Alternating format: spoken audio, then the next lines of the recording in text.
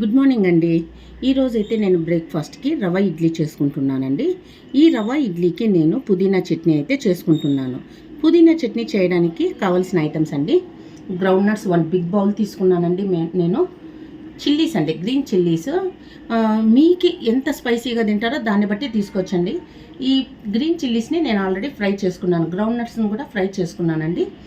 ఉప్పు, చింతపండు కొద్దిగా వాటర్లో సోక్ చేసి పెట్టానండి. పుదీనా కూడా ఫ్రై చేసుకున్నాను. తిరువాత వేయడానికి నేను తిరువాత గింజలు తీసుకున్నానండి, కరివేపాకు. వీటితో పాటు రెడ్ చిల్లీస్ కూడా వేస్తానండి.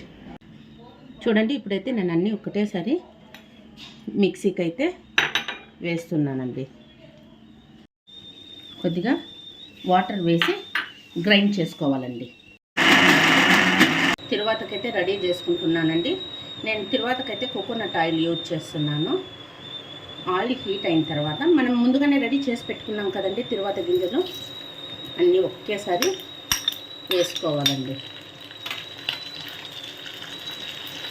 తిరువాత అయితే రెడీ అయింది. పుదీనా చట్నీ రెడీ అండి. ఈ పుదీనా చట్నీ వచ్చేసి దోశకు కానీ, ఇడ్లీకి కానీ, పొంగల్కి కానీ చాలా బాగుంటుందండి. వేడి వేడి రవ ఇడ్లీకి పుదీనా చట్నీ చాలా టేస్టీగా ఉంటుందండి. ఈ వీడియో మీకు నచ్చినట్లయితే ప్లీజ్ లైక్ చేయండి, షేర్ చేయండి, subscribe my channel. Thank you.